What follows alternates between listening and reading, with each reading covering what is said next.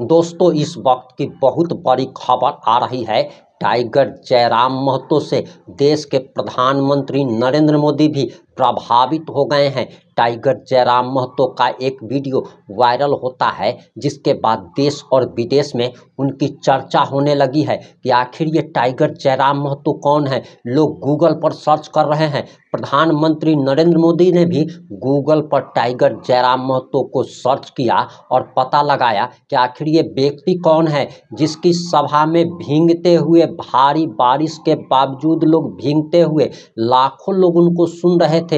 हेमंत सोरेन दिल्ली में हैं और दिल्ली से जैसे ही हेमंत सोरेन ने टाइगर का ये वीडियो देखा, हेमंत सोरेन की भी हालत खराब हो गई है, क्योंकि ऐसा कोई नेता नहीं है जिसको सुनने के लिए भारी बारिश के बावजूद भी लोग भींगते हुए उसे सुन रहे हो। और टाइगर जयराम महतो ने तो साफ साफ तौर पे प्रधानमंत्री नरेंद्र मोदी को भी फेल कर दिया है, प्रधानमंत्री को भी प्रभावित कर दिया है। तभी तो उन्हें गूगल में टाइगर जयराम महतो सर्च करना पड़ा। नमस्कार, मैं प्रिंस कुमार सिंह और आप देख रहे हैं पॉजिटिव प्रिंस। अगर अभी तक आपने चैनल को सब्सक्राइब नहीं किया है तो खबरों से अपडेट रहने के लिए कृपया चैनल को सब्सक्राइब कर लीजिए, और जो लोग ऑलरेडी कर चुके हैं उन तमाम लोग को सहृदय धन्यवाद। वापस आते हैं अपनी खबर पर और आपको बताते चले कि टाइगर जयराम महतो का धमाकेदार भाषण और भारी बारिश में भींगते हुए लोगों का जब वीडियो वायरल होता है, देश विदेश में चर्चा होने लगी है कि आखिर ये कौन है।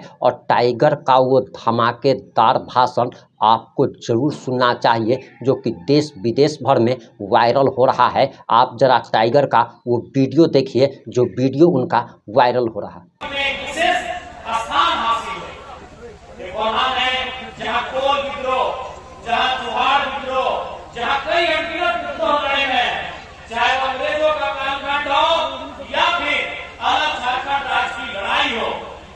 चाहे वो ऑटो हो के समय का राजघाट हो, रघुनाथ हो, बाबू समुदाय हो, या निर्मल महतो का दौर हो, सुनील महतो का दौर हो, कोल्हान की पावन धरती में झारखंड राज्य के आंदोलन को बहुत करीब से देखा है।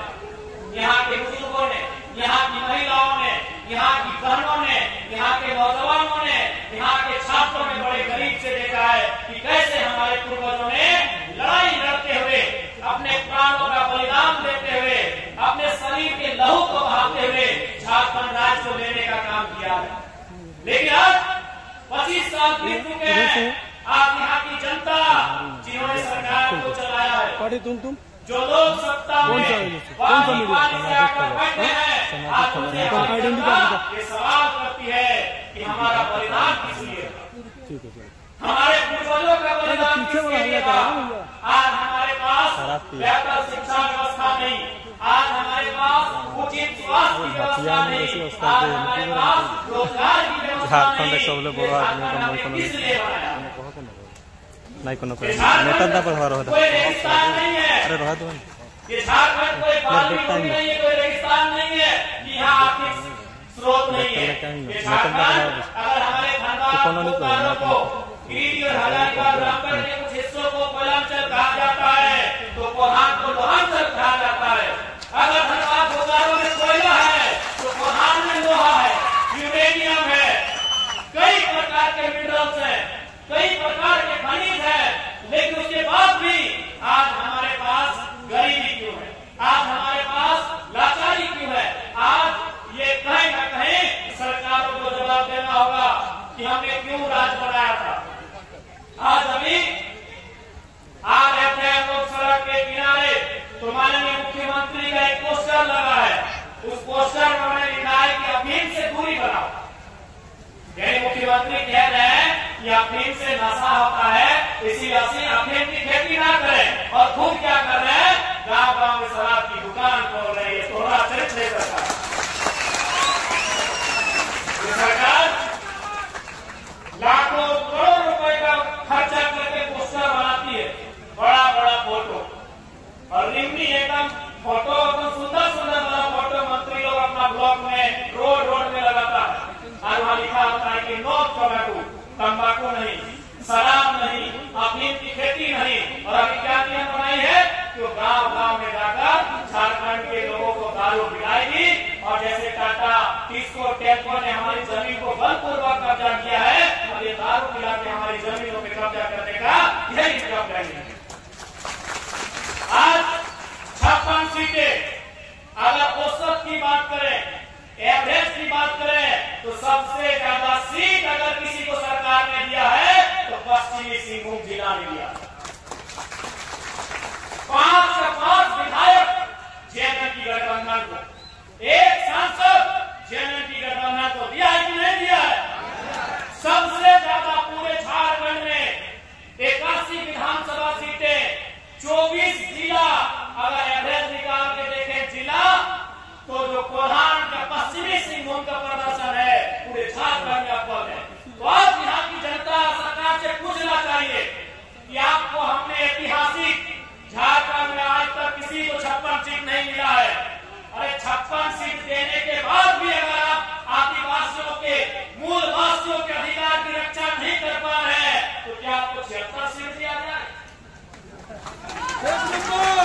क्या आपको 81 में 81 सीट दिया जाए?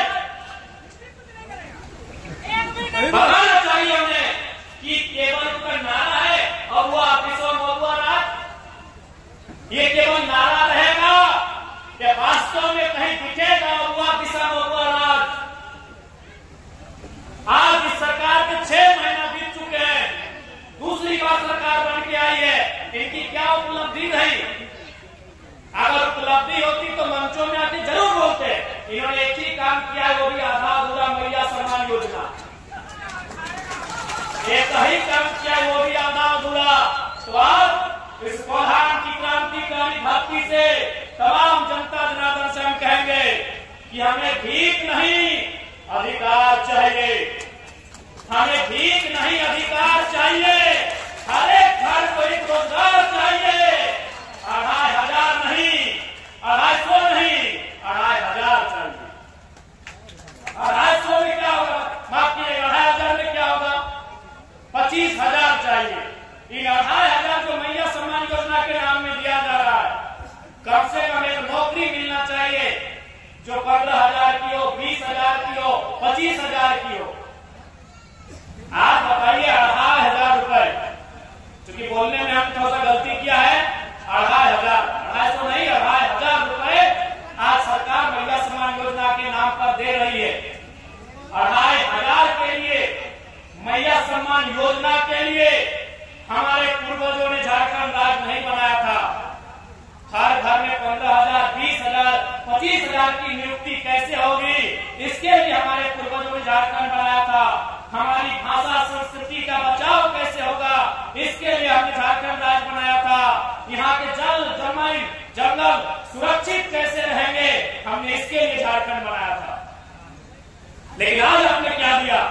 अभी देखिए ताजा उदाहरण, आज झारखंड के महानायकों में से एक विश्व गुरु आदरणीय शिबू सोरेन आज अस्वस्थ है, बीमार है, दिल्ली में इलाज कर रहे हैं।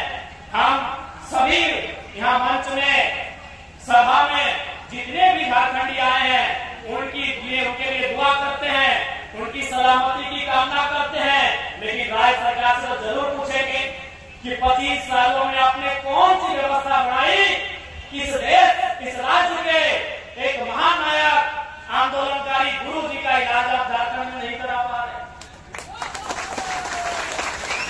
गुरु जी के लिए दुआएं रहेंगी, उनके लिए प्रार्थना भी रहेगी, लेकिन एक सवाल भी होगा सिस्टम से कि आपने एक अस्पताल ऐसा नहीं बना पाया जहां हम गुरु जी का इलाज करा पाए, जहां झारखंड के लोगों का इलाज करा पाए।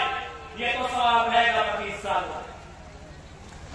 जो पैसे अस्पताल के लिए खर्च होने चाहिए थे, जो राजस्व के पैसे शिक्षा स्वास्थ्य के लिए खर्च होने चाहिए थे, आखिर वो खर्च कहां हुए, ये सवाल तो जरूर हो। आदिवासी के नाम पर यहाँ के आदिवासी नेताओं ने भी केवल भोली भाली जनता को ठगने का काम किया है। आज कितनी उम्मीदों के साथ, कितनी आशाओं के साथ यहाँ की जनता ने सत्ता में जाकर मुक्ति मोर्चा को लाने का काम किया था, लेकिन आज किसी से नहीं छुपा है। अभी 64 डीएसपी का प्रमोशन किया गया, डीएसपी यानी एसपी के नीचे जो पुलिस ऑफिसर होते हैं, जैसे हेडमास्टर के नीचे होते हैं मास्टर, बीडीओ के ठीक नीचे खड़ा होते हैं सीओ, बड़ा बाबू के नीचे होते हैं छोटा बाबू, ठीक उसी प्रकार एसपी से नीचे होते हैं डीएसपी। यानी इस राज्य में 64 डीएसपी का प्रमोशन किया गया, जिसमें 40 को बिहार से थे। तो अगर आज भी अगर उन्हीं को प्रमोशन करना था, उन्हीं को अगर सम्मान देना था, तो हमारे लहू बहाने की क्या आवश्यकता, हमें बलिदान देने की क्या आवश्यकता थी, क्या आवश्यकता थी हमें शहादत देने की। अगर आप बिहार, उत्तर प्रदेश और बंगाल के लोगों का ही झारखंड में प्रमोशन करेंगे, तो क्या आवश्यकता थी झारखंड बनाने की? कोई आवश्यकता नहीं थी। उस हिसाब से आप, और हमारा कारण क्या था? आप जैसे भगत सिंह कहा करते थे कि आजादी तो हम गोरों से ले लेंगे, लेकिन क्या आजादी गांव तक जा पाएगी? ठीक उसी प्रकार झारखंड की क्या व्यवस्था थी? आज सबसे ज्यादा झारखंड के लोगों का दोहन कहीं हुआ है तो आपको भी मालूम है, वो थाना होता है, वो ब्लॉक होता है, वो अंचल होता है, वो कोई कंपनी होता है, वहाँ सब लोग बाहर के होते थे। और आज भी अगर आप 64 में 40 डीएसपी आएंगे, एक दो को छोड़कर बाकी सब लोग झारखंड का दोहन करने का काम करेंगे। हमारी लड़ाई वही थी, झारखंड लड़ाई का असर स्वरूप भी वही था। महाजनी प्रथा, सामंतवादी प्रथा और पुलिसिया जुल्म भी था। आज हमारी दमयंती दीदी ने सिद्धू कानू के होल विद्रोह का जिक्र किया। होल विद्रोह को पढ़िए, उसमें जो लिखा है कि विद्रोह का कारण क्या था, उसमें एक कारण पुलिसिया जुल्म भी था। क्योंकि उस समय अंग्रेजों की पुलिस थी और आज जो हमारे राज्य के लोग नहीं हैं, वो ज्यादातर यहाँ आकर बड़े बड़े पदों में अपनी सेवा दे रहे हैं। इसलिए आज भी उनकी सोच नहीं बदली है। वो खाते हैं हमारा, कमाते हैं हमारे राज्य में, लेकिन जब उन्हें सेवा करना पड़ता है, जब उन्हें लोगों का भला करना पड़ता है, तो कभी इस बारे में सकारात्मक नहीं सोचते हैं कि किसी से नहीं छुपा है।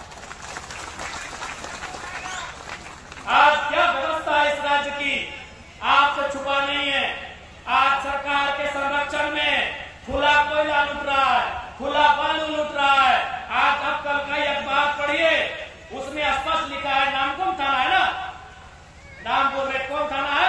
नहीं, यहाँ में एक नामकुम थाना, नामकुम। अब एक बालू लदा हुआ ड्राइवर सीधा दरोगा को चढ़ा दिया। ये घटना है, ये स्थिति है हमारे राज्य की, ये परिस्थिति है हमारे राज्य की।